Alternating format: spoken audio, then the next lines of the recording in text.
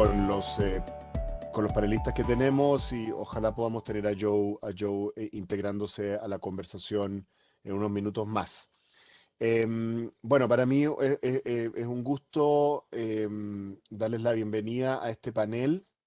Em, este es un tema tremendamente importante.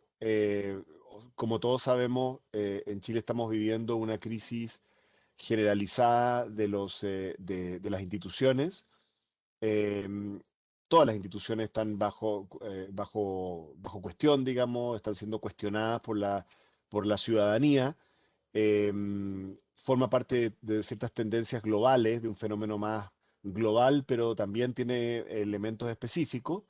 Y una de las instituciones que ha ido perdiendo cierta legitimidad frente a la ciudadanía han sido justamente las empresas, ¿no es cierto? Que están sometidas a escrutinio mucho más fuerte hoy en día, pero también a cierto nivel de sospecha, sobre todo la gran empresa en Chile, ¿no? Es por eso que nosotros nos hemos decidido en el Departamento de Economía a abordar este tema, ¿ya? Y una de las maneras en que estamos abordando este tema es a través de la docencia en el área de formación continua, de diplomas y de cursos, ¿no? La unidad U Economía, por si acaso, es la unidad de diplomas y cursos del Departamento de Economía de la Universidad de Chile. Yo la dirijo, soy el director académico, pero hoy tenemos con nosotros a una de las directoras de uno de nuestros diplomas, que es Lorena Piñeiro, que está ahí. Hola, Lorena. Parece que no te había dicho hola. Em, y que en el diploma en ética y compliance, ¿no? De un conjunto de diplomas que nosotros ofrecemos que se conocen como los diplomas en extensión de economía para la empresa.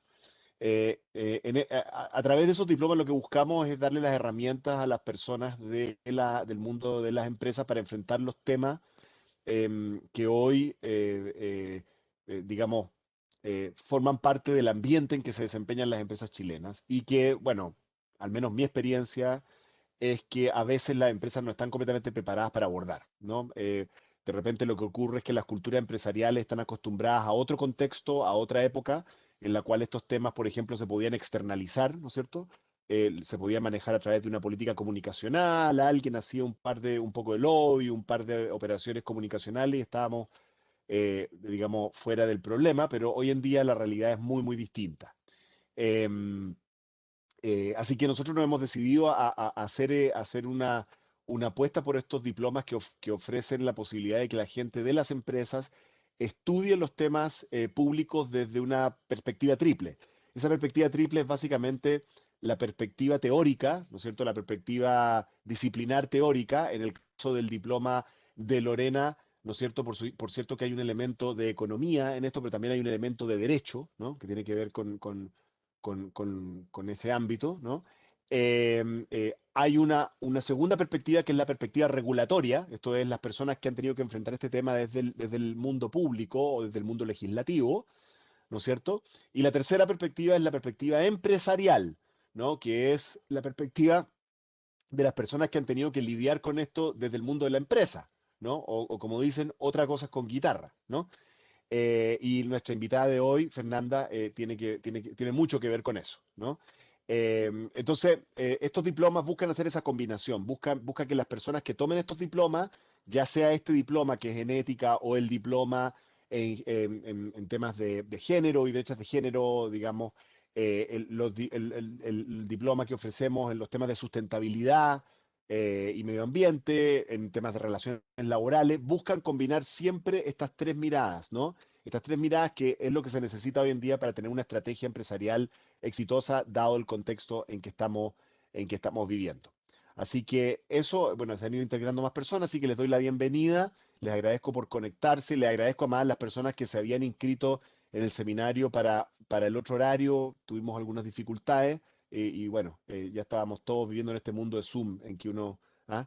cambia las cosas, pero uno siempre está en el mismo lugar. Eh, así que eso por el momento. Lo que le voy a pedir primero es a Lorena que haga una breve introducción a este seminario y que seas tú la que presenta a Fernanda, nuestra invitada. Adelante, Lorena. Muchas gracias, Oscar. Bueno, sí, la verdad, bueno, no solamente partí por agradecerte a ti y a O Economía por abrir estos espacios de reflexión en torno al Chile que se viene y al Chile que queremos, en definitiva, que queremos construir. Eh, Porque además nos permite compartir de manera totalmente abierta algunos de los temas que queremos abordar justamente en el Diploma de Economía para la Empresa en Ética y Compliance con parte de nuestro cuerpo académico y con más invitados. Bueno, y aquí yo me quiero también detener un poco y voy a quizás enfatizar y repetir un poco lo que tú también has mencionado. Este diploma, que comienza ahora el 2 de junio, nace esencialmente como una respuesta a una necesidad de múltiples compañías de contar con una oferta educativa eminentemente multidisciplinaria. ¿Ya? Para quienes trabajamos en empresas vinculadas nosotros en la implementación de estos programas, o ya sea directamente o indirectamente, nos hemos dado cuenta que este no es un tema exclusivo de los abogados de la empresa, tampoco es exclusivo de los gerentes o ejecutivos, ni del área de auditoría, ni menos auditoría externa, sino que nos hemos dado cuenta que este es un desafío que al interior de la empresa la cruza por completo, ya sea de manera transversal como también vertical. Y está ahí el tema de tener que abordarlo entonces de esta manera multidisciplinaria. Y eso es lo que ha permeado entonces no solamente la manera que hemos compuesto nuestro cuerpo académico, sino que también la manera en que desarrollamos finalmente el programa del diploma. Respecto al cuerpo académico, ahondar a lo que tú ya dijiste, contarles que vamos a tener, por un lado, destacados profesores de esta Facultad de Economía y Negocios, entre los que destaca, bueno, Joseph Ramos, que esperemos que se conecte muy luego, obviamente también tú, Eduardo Engel, Aldo González, entre otros que espero que no se me estén olvidando. Vamos a contar con profesores de la Facultad de Derecho, por cierto, incluso en la Facultad de Economía contaremos con Maisa Rojas, una destacada climatóloga, ¿no es cierto?, de la Facultad del Departamento de Geofísica. También hemos invitado a expositores del mundo empresarial, como tú decías, pues que es importante esto de otra cosa con guitarra. Ya sé que se hayan desempeñado en cargos ejecutivos o directivos o estén en el fondo acompañando a las empresas en su rol de consultor o asesor. Abogados destacados en estudios, ¿no es cierto?, etcétera. Y del sector público tenemos tres miradas. Tenemos aquellas expositores que nos van a dar la mirada de aquellos entes regulatorios que están instalando nuevos estándares o impulsando nuevos estándares, como en el fondo el CERNAC, por un lado, el Consejo para la Transparencia. Tenemos representantes de los órganos jurisdiccionales, como una jueza que viene del Tribunal de Libre y Competencia, Daniela Gorat, que nos va a dar la mirada de este tribunal que ha ido sentando sentencias bastante consistentes y exigentes respecto de los estándares que deben cumplir las compañías de libre competencia y también de los órganos de persecución, como el Ministerio Público. Y en este caso nos acompañará una destacada penalista que también es fiscal, que es Jimena Chong. En general, como pueden ver, es un cuerpo académico de distintos y connotados expositores, se me quedan bastante, los pueden revisar todos en la página, pero además que tienen una particularidad que es un cuerpo académico que cuenta con equidad o paridad de género, que eso también es muy importante para nosotros. En cuanto al programa, este es un programa que excede con creces la mirada evidentemente penal, con la cual se instala el tema de compliance en Chile. Sin duda que lo vamos a tratar, pero la idea es entregar herramientas y buenas prácticas también en áreas que implican desafíos nuevos a las compañías, como es libre competencia, protección de datos personales, protección del consumidor, cambio climático y medio ambiente, ¿cierto? Derechos humanos y empresas. Empezamos a instalar estos temas nuevos dentro de lo que es el lenguaje y la narrativa de las compañías. Quiero destacar también que vamos a tener el testimonio de una de las empresas que se ha visto involucrada en uno de los escándalos de corrupción más importantes en el mundo, como es Siemens. Tendremos a ejecutivos de esta compañía contándonos cómo se vive dentro de la compañía un escándalo de esta naturaleza y cómo finalmente una compañía logra reinventarse y adecuarse a los nuevos estándares, como lecciones aprendidas. Por último, y aquí ya veo a Joe, que Joe, bueno, lo tenemos acá, una Joe, buena ¿nos puedes noticia. escuchar o no? ¿Nos escuchas, Joe? Se nos escucha, Excelente. qué bueno, Eso, ya. fantástico. Y aquí con esto termino, te paso la presentación. Este es un diploma que está dirigido a profesionales de distintas áreas, ya sea del área de la economía, del derecho, ¿no es cierto?, de la administración, de la auditoría. En general, todas aquellas personas que se han involucrado en esta construcción, además de una cultura organizacional de integridad o de ética y compliance. Y bueno, y ahora voy a pasar a presentar a Lo- nuestros Lorena, destacadísimos te, profesionales. te- te- Dime, Oscar. sí, te propongo una cosa, que bueno, primero que chequeemos si Joe se escucha o no, ¿no? Joe Estoy aquí. ahí está perfecto. Te Si ustedes escuchamos saben que Joe, perfecto, Joe. ustedes saben que Joe Ramos partió su relación con Chile siendo como una especie como de comando Navy SEAL en la Antártida, así que este tipo de desafíos no, literalmente, ¿ah? Así Es comenzó, menor, ¿ah? es menor. Es una cosa muy menor. No, lo que pasa es que habíamos hablado recientemente por WhatsApp con Joe sobre lo que queríamos hablar y pensábamos que lo mejor, si es que él se podía conectar, era que pudiéramos hacer que él hable primero porque él quisiera hacer una motivación más general del tema de ética y economía, y después le hacemos el pase a Fernanda, que yo hablé con ella ayer y ella iba a ir más particular al mundo de la empresa. ¿Te parece, Fernanda? Excelente.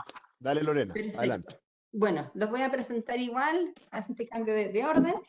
Nos acompaña, primero por quienes no son de la casa, Fernanda Hurtado. Ella es la gerente general de la Fundación Generación Empresarial. Es una fundación que se ha abocado por mucho tiempo a instalar estándares de ética en las empresas, ¿no es cierto?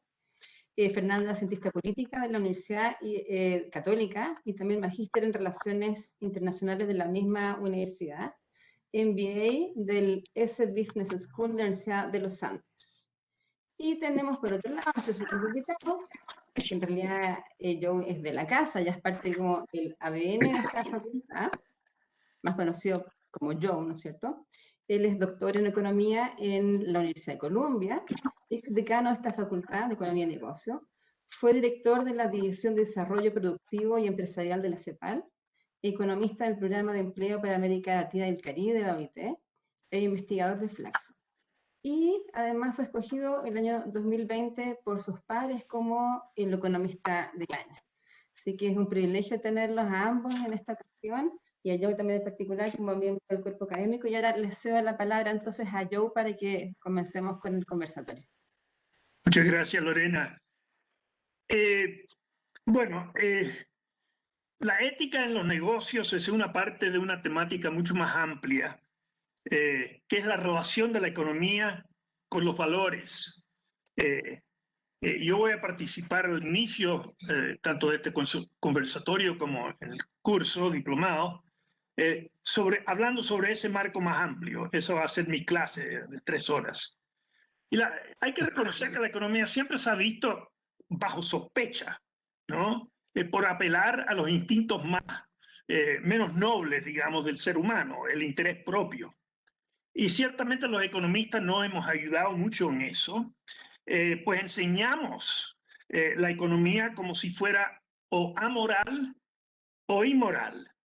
El homo económicos famoso maximiza ingresos y nada más. Hay un pequeño paréntesis, nota a pie la página Ceteris Paribus, pero ese es el mensaje que decimos. Y el que no dice no maximizar ingresos, solemos tratar o de mentiroso o de imbécil.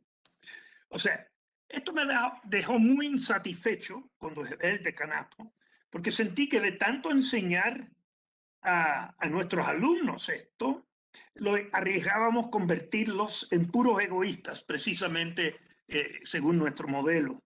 Y de ahí, y yo personalmente estudié economía por razones morales. Sentí que por primera vez en la historia, en el siglo XX, teníamos con la tecnología la manera de poner fin a la pobreza en el mundo. Entonces, quise remontar a eso y cuando dejé el decanato en el 2006, me fui de sabático y armé un ramo que se llama Economía, Humanismo y Valores. Digo humanismo para que no creyeran, si fuera economía y valores iban a creer que era la última chupada de finanzas o algo así. Y dicté esto hasta que jubilé en el 2019. En mi clase que voy a dictar en el diplomado, quiero desarrollar 3 tesis y los voy a iluminar con una historita en cada uno en este caso. Primero, la visión del hombre. Y la que quiero insistir, que el hombre no es puro egoísta, como enseñamos en el Homo económico. Ciertamente tampoco es santo o puro altruista. No somos Madre Teresa y Padre Hurtado. Pero sí creo que el hombre es decente.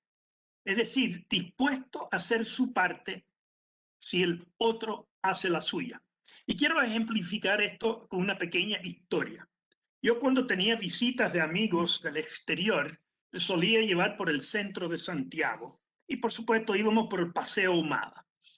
Y esto es 30 años atrás, y era un chiquero el Paseo Ahumada. Había papeles, había puchos, había restos de helado, cuánta cosa.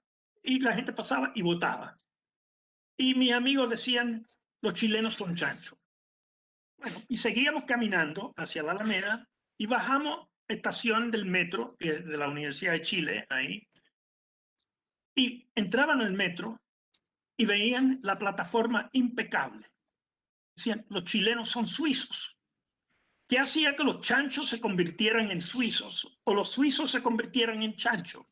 Bueno, sostengo que esto ejemplifica, y hay muchos ejemplos en la economía que lo ilustran, que si uno ve muchos papeles, uno más no importa. En cambio, si uno ve como en la plataforma del metro, muy poco, cada uno hace su parte. Y yo creo que eso, la política pública está llamada a despertar ese lado en nosotros. Segundo lugar, quiero desarrollar la idea que obviamente queremos, el ingreso nos importa, pero hay factores no monetarios que también inciden en nuestras decisiones, incluso en las decisiones económicas. Y si dejamos fuera estas motivaciones, predecimos mal, entendemos mal las cosas. ¿Cuáles? Bueno, todos sabemos, autorrealización, estatus, y sobre todo en economía, el sentido de fairness. No sé exactamente cuál es la mejor palabra para castellano de eso, como equidad, justicia. Uno quiere que te traten con justicia. El trabajador que se siente explotado, por así decirlo, va a arrastrar las patas mientras pueda, ¿no? Entonces, quiero ilustrar esto también con un cuento. Años atrás, cuando estaba yo colaborando con el gobierno del presidente Aylwin, se estaba discutiendo una reforma laboral que daba más poder a los sindicatos, en fin, trataba de equilibrar, como lo veíamos nosotros, el poder de negociación. Y me tocó ir a un seminario en el exterior de empresarios donde estaban discutiendo reformas laborales en América Latina. Y se paró un empresario chileno y dijo, para mí, la reforma, el código laboral óptimo es el que elaboró el ministro José Piñera en 1981 bajo el gobierno militar. Pero prefiero la de Aylwin, aunque creo que es técnicamente inferior. ¿Y por qué?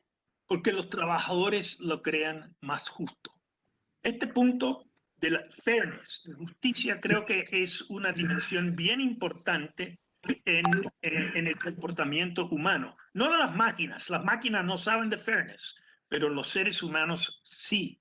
Nos importa el ingreso relativo y el sentido de justicia. Y el tercer punto que quiero desarrollar un poco, dijimos que el hombre creo que es decente, dispuesto a hacer su parte si el otro hace la suya. Y quiero decir que esto es lo que sustenta la cooperación.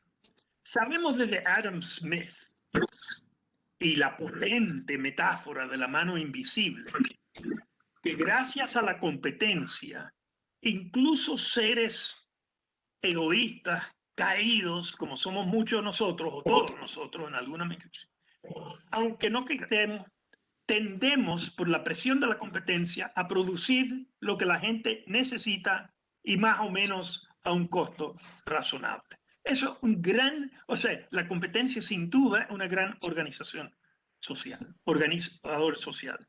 Pero también lo es la cooperación. Y me gusta ilustrar esto con lo que llamo la metáfora del semáforo quemado.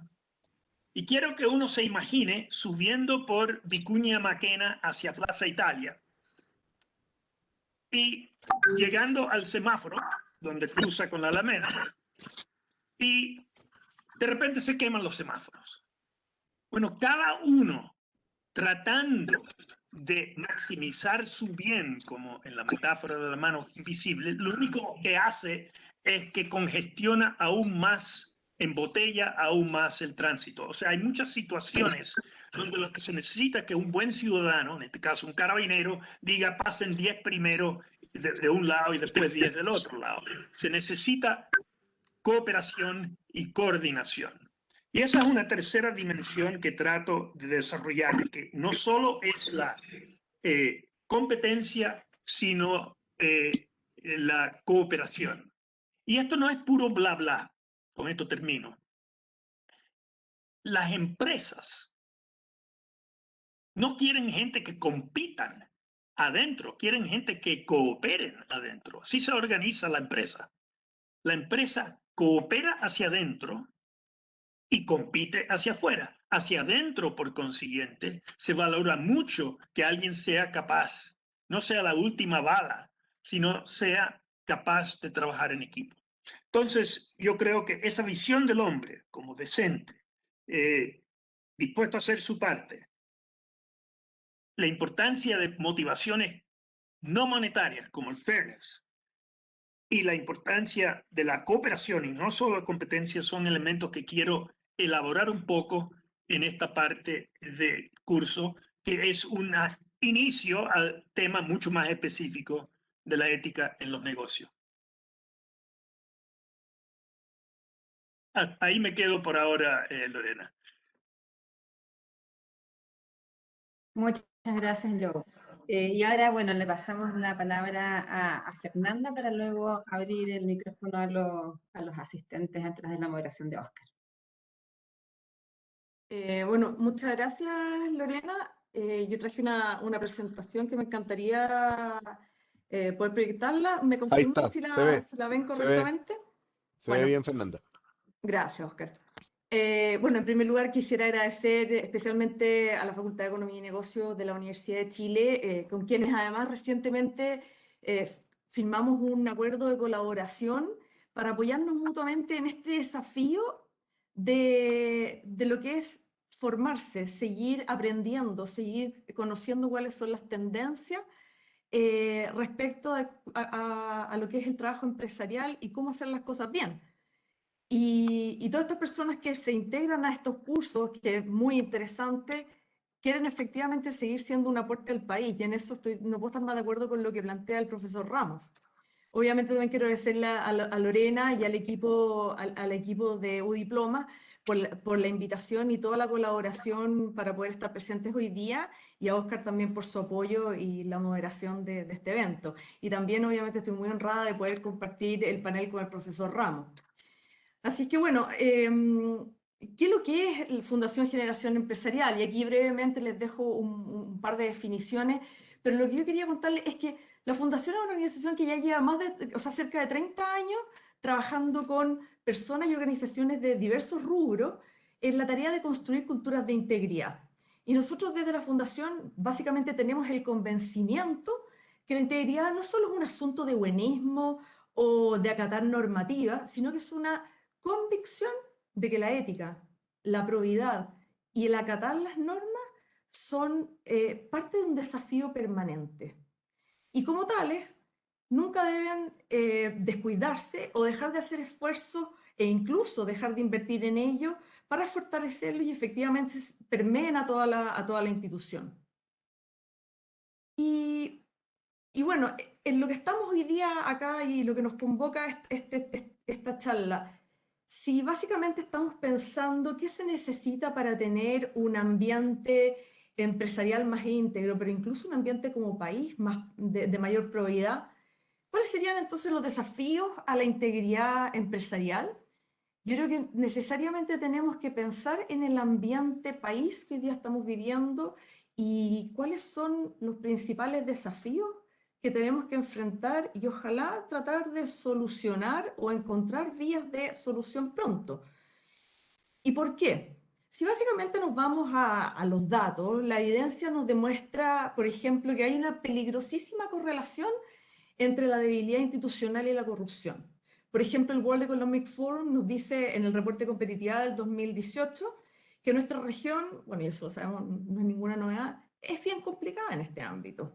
Tenemos un bajísimo puntaje en lo que se refiere al pilar institucional y además, lamentablemente, ranqueamos como una de las más corruptas del mundo. Por otro lado, si nos vamos al índice de percepción de la corrupción de Transparencia Internacional, lamentablemente la mayoría de los países latinoamericanos no alcanzan los umbrales mínimos relativos, o sea, en materia de corrupción, salvo algunas excepciones, bueno, como Uruguay, Costa Rica y Chile. Lamentablemente ahí tampoco hay buenas noticias porque nuestro país en las últimas mediciones ha ido decayendo en ese ranking. Y obviamente que esto es materia de tremenda preocupación porque los retrocesos nunca son buenos. Y acá quiero mencionarles brevemente qué es lo que hacemos nosotros también para medir realmente cómo estamos y cómo los colaboradores y de las empresas perciben el ambiente de integridad y de valores dentro de sus organizaciones. Nosotros tenemos los resultados del barómetro de valores e integridad organizacional, que esta es una herramienta tremendamente relevante, no solo por su trayectoria histórica, este año cumple 15 años desde su primera aplicación, sino porque hasta el año pasado más de 180.000 colaboradores de 523 organizaciones se habían medido. Y estas organizaciones representan a todos los sectores, por lo tanto es muy interesante la cantidad de información que tenemos. Y obviamente que nosotros tenemos que hacernos cargo de la información que recogemos de este barómetro. Y es deber de todos los liderazgos y especialmente de los líderes empresariales actuar decididamente para ser parte de la solución a los problemas que estamos enfrentando, ya que eso yo estoy convencida también que es lo que permitirá finalmente desterrar las conductas antiéticas, pero también debemos desde el sector privado exigir estos mismos estándares a los que gobiernan y que diseñan las políticas públicas. Y bueno, dicho esto, he identificado 7 áreas de desafío a los que creo que debemos estar tremendamente atentos y que se pueden agrupar en 2 áreas. Por un lado están los referidos al escenario económico y que afectan a los negocios, y por otro lado los relacionados con el empresariado y el capital humano. Pero cuando hablamos de lo relacionados con la economía y el marco, digamos, en el cual nos estamos hoy día desempeñando, hay el primero de los factores que obviamente no puede no ser una sorpresa, es que necesitamos salir de esta situación de crisis que estamos enfrentando. Lo peor de todo es que esta crisis tiene 3 componentes bien potentes. Es una crisis que tiene un componente social muy potente que se reflejó a partir del 18 de octubre del 2019. Luego nos vino la pandemia encima y todo esto fue en paralelo con una recesión económica. A pesar de que en este año estamos viendo mucho mejores expectativas y hay algunas organizaciones que incluso se atreven a decir que vamos a crecer al 7%, lo que es un número tremendamente auspicioso y que no se veía hace un montón de tiempo, todavía tenemos demasiados focos de incertidumbre, los cuales debemos atacar. Pero también hay que recordar que nos estamos comparando con cifras que no habíamos tenido hace casi 40 años. Entonces, tenemos que tener ojo con ese optimismo. Y también porque gran parte de este crecimiento se debe a inyecciones de recursos estatales que son de carácter temporal. Y por otro lado también, o sea, los diferentes bonos a partir de la pandemia, y también por los retiros de los 10% de la AFP. Entonces, ¿cuál aquí es realmente el rol de las empresas? Yo creo que es absolutamente fundamental, pero no solo creando las condiciones para que ahora que el avance de la vacunación nos dice que eventualmente el retorno podría ser más rápido de lo esperado, pero ese retorno tiene que ser realmente seguro y progresivo, sino que también tenemos que tener un sector empresarial que apoye las iniciativas y políticas públicas que vayan agilizando los proyectos de inversión y de recuperación del empleo. En esto ya me estoy pasando al segundo punto que tengo enunciado acá en la diapositiva y que tiene que ver con el empleo. Y obviamente esto, junto con mejores perspectivas económicas, van de la mano. Las cifras dicen que se han recuperado cerca de 1 millón de empleos, pero lamentablemente la mitad y quizás un poquito más de ellos son informales. Entonces necesitamos acá realmente que los empleos recuperados sean realmente empleos de calidad.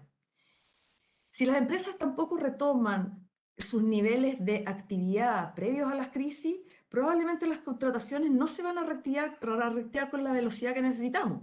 Y obviamente que en esto es clave que las empresas también se concentren en los procesos de reconversión laboral, porque efectivamente hemos visto que la pandemia lo que generó son tremendos cambios en la forma de trabajar que están asociados a la masificación de las tecnologías y a la transformación digital, pero también a la redefinición de sus ofertas de valor, producto de esta crisis.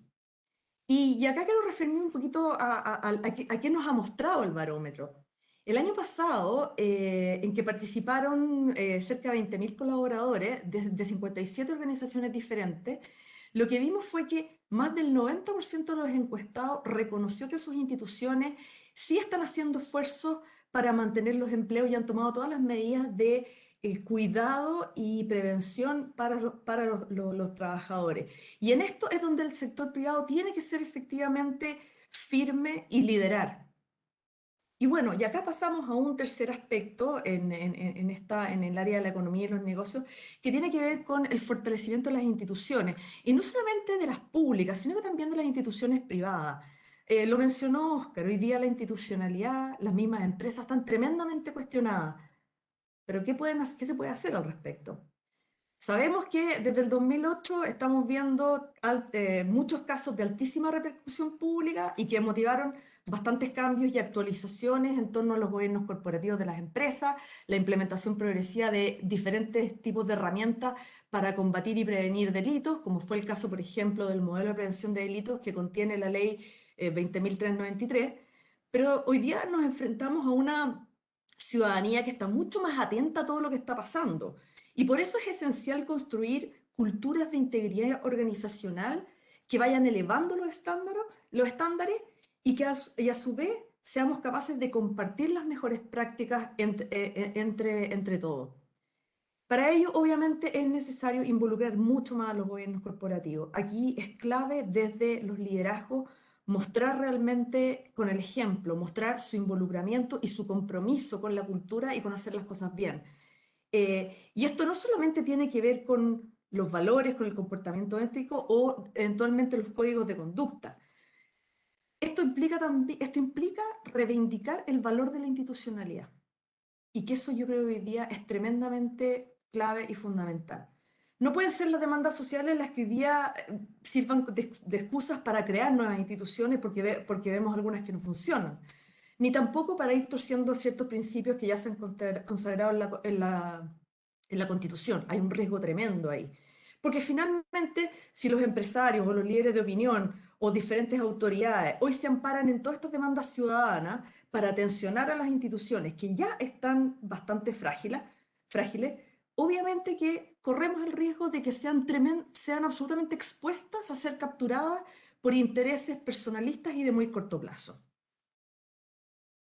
Bueno, y por el lado de los desafíos relacionados con el empresariado y el capital humano, a mí me gustaría mencionar estos 4. Bueno, el teletrabajo. Ya sabemos que esta es una modalidad que llegó para quedarse y básicamente las empresas están haciendo un montón de esfuerzos para que todos sus colaboradores se suban adecuadamente al carro del teletrabajo, pero también tenemos que tener muy en cuenta que tenemos que tener cuidado con la salud mental, con el derecho a desconexión, con mejores políticas de conciliación, trabajo, familia y vida personal, y que tengamos, a pesar de que estemos desde nuestras casas, tengamos buenas redes de apoyo laboral. Por otro lado, la comunicación, y aquí hay un desafío gigante y que muchas veces es lo mismo, muchas veces vemos la corrupción asociada a la comunicación, y que es la forma en que nos enteramos. Lamentablemente, a través de la historia, en general la empresa y los empresarios han sido bastante bajo perfil o no se han metido mucho de fondo en las discusiones. La mayoría a veces opta a hablar a través de un gremio o a través de una asociación de empresarios o simplemente omiten su opinión y la guardan para un grupo reducido con una cobertura tremendamente limitada. Esto es un error, porque cuando se llega tarde a mostrar tu opinión, ¿qué pasa? Que ya están las consignas instaladas y es re difícil argumentar o sacar a la gente de la cabeza esas ideas que ya están instaladas. Entonces ahí tenemos un tremendo desafío del sector empresarial, porque el no estar tan bien deja sobre bandeja instalado el hecho de que, bueno, el empresariado y su empresa no están comprometidos. Ellos están ignorando la situación y finalmente eso genera un cuestionamiento a su labor, a su rol y finalmente al aporte que pueden hacer en la sociedad. Así es que, bueno, se necesita un sector empresarial mucho más comprometido con comunicar en simple lo que hacen y efectivamente hacerlo de manera más permanente.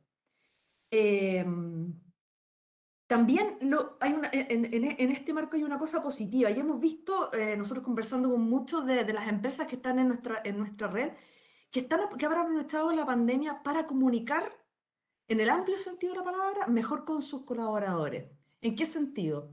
Muchas empresas están organizando charlas que se podrían llamar como de formación ciudadana, por ejemplo, en donde aprovechan estas instancias de poder comunicarse de manera mucho más amplia con todos los colaboradores de la empresa para hablar de los impactos que, por ejemplo, tiene el proceso constituyente, del tercer retiro, por ejemplo, también charlas de salud mental, apoyo también a las familias con esto del teletrabajo, pero también la educación desde las casas, que ha sido un tremendo desafío. Y esto también significa una oportunidad para entender quién es tu próximo. No quién es el prójimo, sino que quién es tu próximo, ese con el cual trabajaste siempre en el escritorio al lado, pero no conocías tu realidad. En tercer lugar, bueno, el tema de la integridad. Y acá yo puse la palabra indelegable, la puse grande, porque creo que hoy día, cuando hablamos de integridad, en algunos casos pensamos que es el rol, por ejemplo, como mencionó en su minuto Lorena, de alguna persona encargada de implementar los modelos de prevención de delito en una organización, o del oficial de compliance, o de algún abogado externo. No. Hoy día la integridad es indelegable, es una responsabilidad personal de cada integrante de cualquier organización. Y en el fondo, en los 14 años que nosotros hemos aplicado el barómetro, hemos visto que hay una apreciación bastante mejorada sobre la integridad de las empresas por parte de los trabajadores. Los resultados nos han reflejado que las instituciones sí están haciendo grandes esfuerzos por comunicar los valores corporativos y lo que se espera también que hagan sus colaboradores, cómo actúen. Y esto es muy importante porque debemos ser capaces de comunicar de manera eficaz, constante, permanente, qué se espera de cada uno de ellos.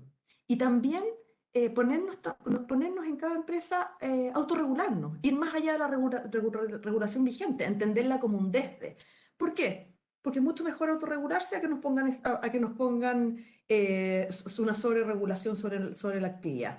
Y en esto es responsabilidad de cada miembro de la organización, desde el directorio hasta la última persona integrante. Bueno, y en último lugar, tremendamente relacionado con todos los puntos anteriores, y por eso la dejé para el final, es la creación de una cultura organizacional que vaya constantemente fortaleciéndose a través de herramientas que, por ejemplo, están en el modelo de prevención de delitos, como podrían ser los canales de denuncia, los códigos de ética y otro tipo de capacitaciones en torno a las legislaciones vigentes, pero también, muy importante, fortalecer siempre y constantemente la capacitación y formación en torno a valores, en torno a la ética, en torno a lo que se espera de mí como miembro de una organización.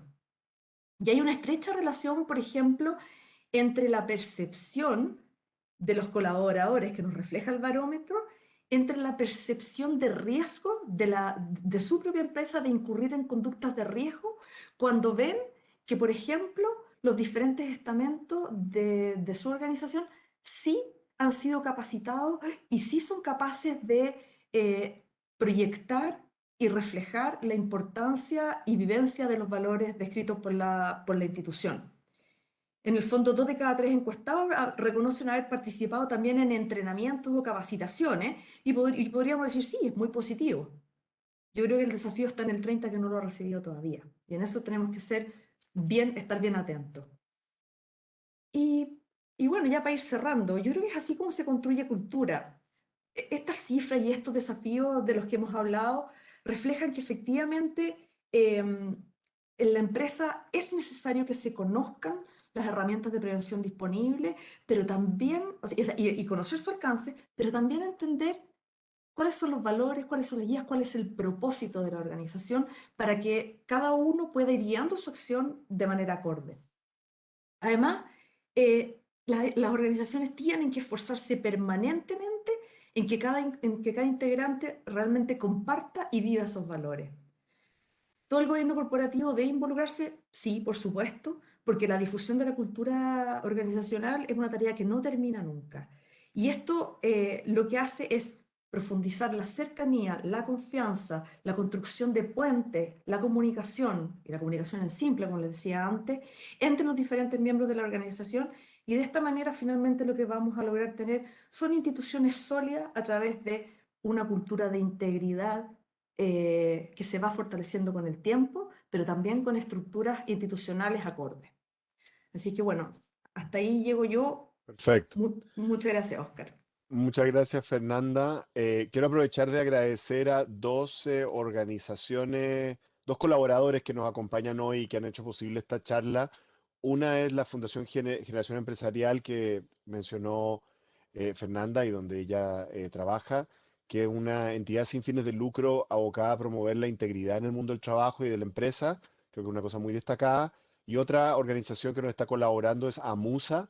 AMUSA es la Asociación Municipal para la Sustentabilidad, es un grupo, es una organización privada, pero digamos sin fines de lucro, de municipios que tienen un cierto compromiso con los temas de sustentabilidad, que también es de la mayor importancia. Así que quería agradecer eso. Voy a hacer algunas preguntas. La verdad es que me han llegado varias preguntas, algunas públicas, otras privadas, pero voy a tratar de resumir. Una primera que me llegó, que creo que la persona mejor capacitada para responderle es Lorena, en realidad, tiene que ver con una mirada así, resumida, porque en realidad creo que es la materia del diploma, pero resumida de cuán atrasado está Chile en las materias legales que se relacionan con estos temas de ética y compliance. Si uno tuviera que así resumir, Chile es un país que está adelantado, atrasado, más o menos. ¿Cómo estamos en eso, Lorena? No, no estamos tan atrasados. La verdad que el ingreso de Chile a la OCDE nos impulsó rápidamente y nos puso en el fondo el estándar de los compliance en las compañías a través de la responsabilidad penal de las personas jurídicas en 2009. Y de ahí de a poco íbamos permeando, ¿no es cierto?, en otras áreas como es libre competencia, está incorporada también de manera legal en materia del consumidor y próximamente en protección de datos también hay dos proyectos de ley.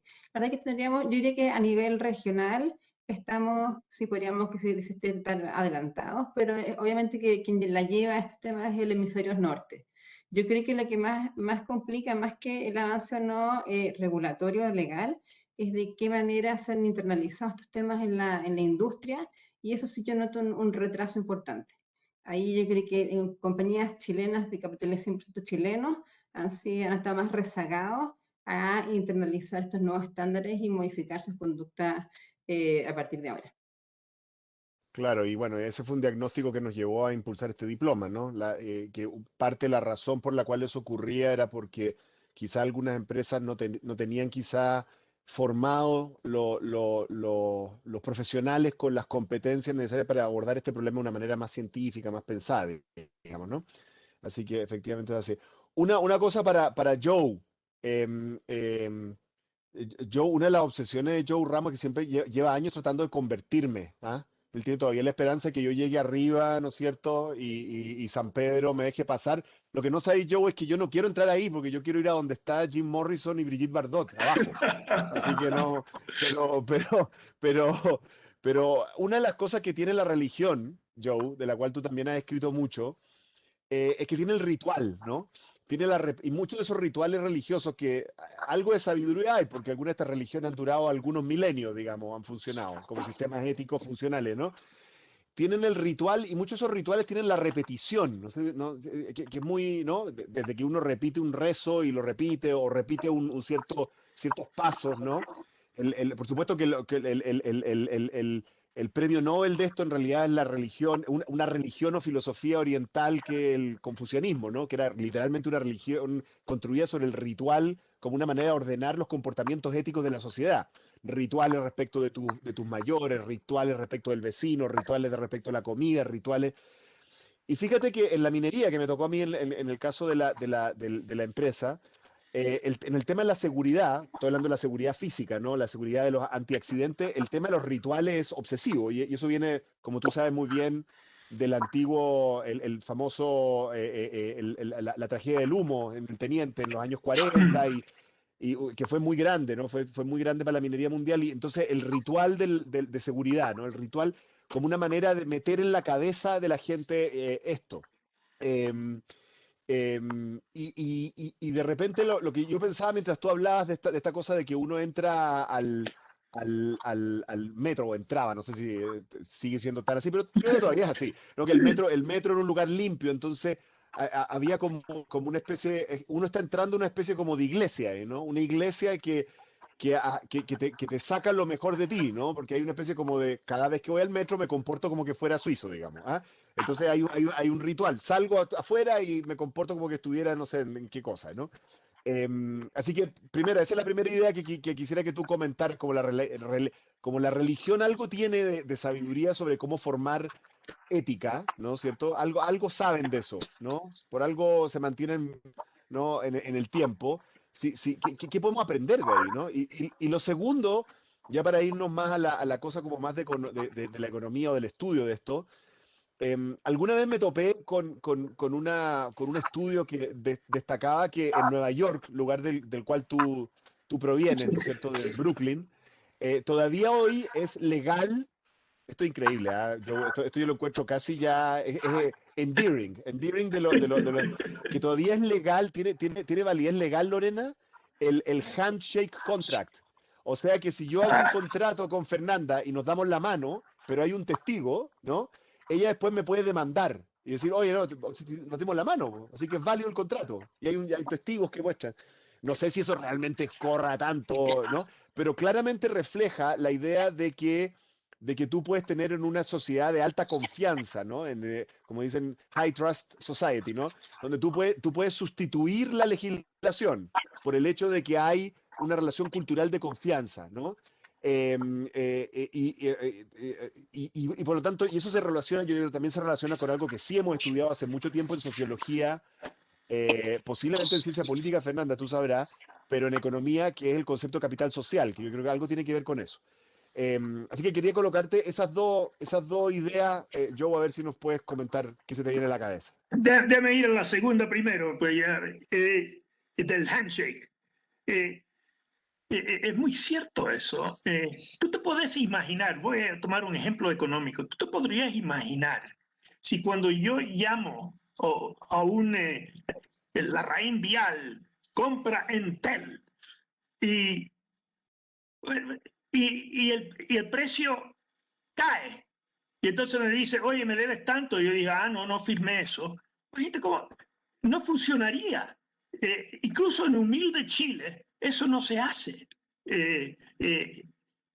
Imagínate si uno tuviera que para hacer cualquier operación tener toda la letra chica especificada. O sea, mientras más complicada es el contrato, menos contratos se van a hacer. Entonces, efectivamente, en sociedades donde hay algo de confianza o subculturas donde hay algo de confianza, incluso entre mafiosos son muy confiados entre sí, con los otros no.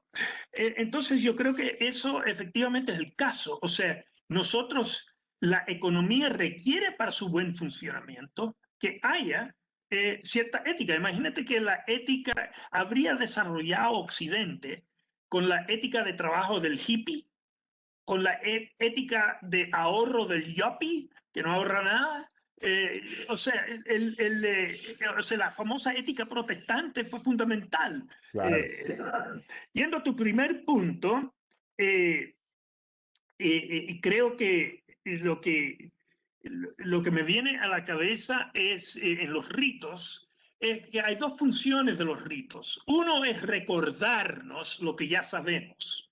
Hay un ejercicio muy bueno en esto, Behavioral Economics, en el curso citaba mucho. Alumnos iban y dejaban, o sea, en un dormitorio donde viven 4, y tú dejas tus cervezas ahí. Bueno, venía el lunes y habías puesto 6 cervezas y ahora te quedaban 3. Tus compañeros lo habían sacado, no lo veían como un robo, sino pensaban lo repondrían. En cambio, tú pones un billete de $10 y nadie lo toca. O sea, ¿y qué pasa? Cuando ven los dólares, piensan en el modo ético. Ven la cerveza y piensan, bueno, esto es un amigo, en fin, entra en otro modo. Entonces los ritos creo que nos recuerdan eso. O sea, hay estudios que dicen que ante una prueba en la universidad, le da 2 grupos de alumnos. Uno le dice, oye, nómbrame 2 de los 10 mandamientos. Y entonces contestan la prueba. Y el otro le dicen, ¿qué película viste la semana pasada? El que ponen los 2 mandamientos copian menos que los otros. O sea, porque a ese modo le despertaste eso. Y lo otro, terminar, no solo el rito, es muy importante y creo que algo que tenemos que considerar es en qué medida, si lo hacen los demás, yo puedo hacerlo. Yo creo que muchas de las cosas que se hacen se justifican de ese modo. O sea, ¿por qué los alumnos copian? Porque todos los demás copian. ¿Por qué no pago impuestos en Argentina o en Italia? Porque todos en Argentina e Italia evaden impuestos y si yo no evado soy tonto. Pero ese italiano, ese argentino se lo da a Suecia, donde entiende que la mayoría no evaden, y él deja de evadir. O sea, hay las 2 dimensiones. Uno que te recuerdas, que es el rito te hace eso, te pone en el modo ético, y lo otro es que estás dispuesto a hacer tu parte si tú crees que los demás están haciendo la suya. Y yo creo que por eso, volviendo al tema de este curso, la cultura de la empresa es tan importante. Una empresa que acostumbra a hacer difícil que el cliente se zafe de su contrato, pero hace fácil ingresar, le está diciendo a sus trabajadores, sean vivos como yo soy vivo. Entonces la cultura despierta la ética ¿qué saben? ¿Qué aprendieron de sus mamás? Todos aprendimos esto. Yo creo que esto, ética en negocios, tuvimos esta conversación con Lorena, es cierto que hay algunos temas donde uno se olvida, pero yo creo que la gran mayoría de las cosas que hemos visto son cosas que nadie tuvo que tener un curso avanzado para saber que estaba mal. Lo sabía desde que su mamá se lo enseñó. Así es. Muy bien. Ahora una pregunta para Fernanda, que estoy resumiendo como varias preguntas. Voy a tomar de alguien que como que le resumió todo un área. Le agradezco a Nathaniel Fischer que hizo esta pregunta. Me preguntaron cómo se relacionan los temas de probidad, fairness, compliance, etcétera, en el mundo empresarial con los nuevos modelos de empresa que se discuten muchas veces, ¿no? Porque hay esta búsqueda hoy en día, ¿no? De un modelo de empresa que tiene ciertos significados desde el punto de vista de el tipo de país que queremos, el tipo de sociedad que queremos construir, ¿no es cierto? El caso de las empresas B es un caso, tiene esa pretensión al menos, ¿no? Y si tú has detectado que estos temas se relacionan con estas nuevas empresas, yo tengo la percepción, te tiro mi percepción de que algunos de estas ideas de nuevos modelos de empresa o empresas que combinan, por así decirlo, el interés privado y público, social, qué sé yo, tienen un elemento generacional y cultural, ¿no? O sea, no es como una cosa que yo lo veo entre los estudiantes de la facultad, por ejemplo, ¿no? O sea, hay mucho interés en eso entre los estudiantes, quizá antiguamente no lo había tanto. Pero no sé si ustedes han observado que hay alguna relación entre estas dos cosas que podrían no tener que ver, digamos, pero quizá sí. Gracias, Oscar. Sabes que sí lo hemos evidenciado y efectivamente, como tú mencionas, el componente generacional también es clave, pero no quiero irme a la lógica y decir, no, son las nuevas generaciones las que efectivamente han impulsado esto. También hemos visto conversaciones bien profundas y bien potentes y en algunos casos cuestionamientos desde aquellas generaciones que podrían decirse son más tradicionales o más antiguas, por así decirlo, en realmente entender cuál es el propósito de mi empresa en la cual estoy trabajando, cuál es mi propósito al ser parte de esta empresa y en cuánto estoy aportando yo a que ese propósito se cumpla o a facilitarlo. Y eso han sido discusiones bastante recurrentes últimamente, porque efectivamente si tú te vas si te vas a pensar en la juventud, claro, todos te dicen, no, es que yo quiero trabajar en un lugar donde yo donde pueda contribuir, donde mi voz sea escuchada. Yo creo que todos, incluso o sea, gente que uno podría decir, estos ya son los más duros de la empresa porque son más viejos, llevan 1000 años, son otra generación u otro concepto, en ellos también siempre estuvo esa motivación. O sea, nadie entra a trabajar a un lugar solo por un concepto meramente transaccional. Lo que pasa es que es probable que en algún minuto del camino se nos olvidó qué era aquello que nos atraía de lo que estábamos haciendo, cuánto podía yo aportar a mejorar desde mi rol. Y esos cuestionamientos hoy día se han transformado en conversaciones bien profundas y en cambios, que eso es lo más importante. O sea, hoy día mucho más importante que mirar cuál es la misión o la visión, es cuál es el propósito, que tiene un componente de cultura muy potente. El propósito lleva implícito el concepto de la cultura, es decir, cómo hacemos las cosas acá. Y eso es clave que desde los liderazgos, no solo desde el gobierno corporativo, el directorio, sino que desde los liderazgos de todas las instituciones, de todas las áreas estratégicas, incluso el liderazgo personal que cada uno ejerce en la institución, eso vaya quedando plasmado en el día a día. Y por eso yo decía que la integridad es algo indelegable. O sea, tú no puedes decir, si el directorio no se porta bien, bueno, el resto que haga lo que quiera. Hay que entender que hoy día, a pesar de que pueden haber transgresiones, que las hay y que las sufrimos y las vemos a cada rato, sigue siendo mi responsabilidad comportarme de manera íntegra y entender que mi aporte es clave en ese total que es lo que finalmente es la empresa. Yo creo que eso efectivamente hoy día ha cambiado. ¿Cómo combina esto con los cambios de modelo de empresa? Es que yo creo que, yo creo que no, yo creo que hay varios cambios no en la forma de hacer empresa o el modelo, sino que en cómo cada persona está entendiendo su aporte, su rol y los cambios que puede ir generando. Y eso yo creo que es una dinámica súper beneficiosa y que la vamos a ir viendo pronto. Yo le tengo harta fe a este proceso difícil que estamos viviendo, pero que creo que efectivamente va a traer muchos cambios positivos. Perfecto. Ya, bueno, ya vamos terminando el tiempo. Me quiero hacer cargo de una pregunta, y patudamente la voy a tomar yo, que hay varias personas que preguntaban cómo tiene esto de aplicación hacia el mundo público, hacia el mundo del Estado, donde hemos visto también una sucesión de escándalos y de cuestiones y cuestionamientos, y, ¿no es cierto? Así como la empresa ha estado sujeta a los escándalos que le han afectado, digamos, su reputación en la ciudadanía, lo mismo el Estado. Yo diría que esto aplica de la misma manera, ¿no es cierto? O sea, en la práctica, claro, nuestro objeto en este momento es hablar de la empresa, pero de lo que estamos hablando es de la actividad colectiva humana en instituciones, ¿no? Que igual tienen que tener estos mecanismos. Y es cierto que quizá ahí también tenemos que tener una mirada de si los mecanismos de control acá hay que ayornarlos, ¿no? Porque uno dice, bueno, hay fiscalías, hay contralorías internas del Estado, ¿no es cierto? Pero bueno, eso también lo tienen las empresas, pero como decía Fernanda, que hay un tema de la cultura, de cómo uno forma, o sea, si uno depende de la Contraloría, está frito. O sea, ahí ya perdiste ya como que está ahí. Y ahí hay un tema que es súper central y es que tenemos que abordar las personas que tienen cargos de responsabilidad pública y también la empresa tiene la responsabilidad de establecer un cierto tono, ¿no es cierto? Que creo que es lo que está diciendo Fernanda, que si uno lo traslada al caso público es muy claro. Todos sabemos que tenemos un problema con los empleados públicos, ¿no? Con la forma contractual, con la forma en que están contratados, que es como como que no se supone que debieran estar contratados como están contratados, pero nos hacemos los lesos porque ahorra plata en las negociaciones salariales, hacen huelga, pero se supone que es ilegal la huelga, pero nos hacemos los lesos.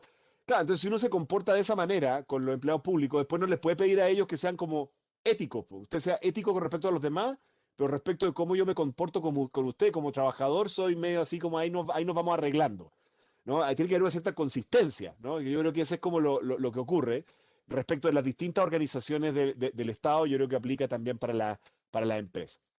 Bueno, se nos acabó el tiempo. Quería agradecerle a todos los participantes por haberse conectado a este seminario de U-Economía. Reitero en el chat los vínculos para, digamos, el sitio web de U-Economía, donde están todos los diplomas que ofrecemos, tanto en economía para la empresa, políticas públicas, economía aplicada, y en particular el vínculo para el diploma en ética y compliance que dirige Lorena. Quería agradecerle a Fernanda que se haya conectado. Muchas gracias, Fernanda, por tu aporte. Me había amenazado Fernanda de que iba a tener un PowerPoint súper ordenadito y cumplió su amenaza, de que ella era muy matea y que esto, ¿no es cierto? Quiero agradecer al profesor Joe Ramos, como siempre, su ayuda, además que hizo toda una operación para poder conectarse. Lo que yo todavía no sé, Joe, es cómo llevas un año operando con la facultad en que usamos Webex y no lo tenías instalado. Eso lo vamos a resolver otro día. Vamos a averiguar cómo lo está haciendo, pero en fin. Y quiero agradecer a Lorena, y también, bueno, Lorena, llevamos harto tiempo tratando de montar este diploma, nos pegó la pandemia, y es infinitamente paciente y generosa en su esfuerzo, así que te quería agradecer. Y bueno, y a todos los demás que estén atentos para futuros seminarios de U-Economía sobre una variedad de temas. Nos estamos viendo. Muchas gracias por conectarse. Chao, chao. Chao a todos. Gracias, chao. Gracias a todos. Gracias a todos, adiós.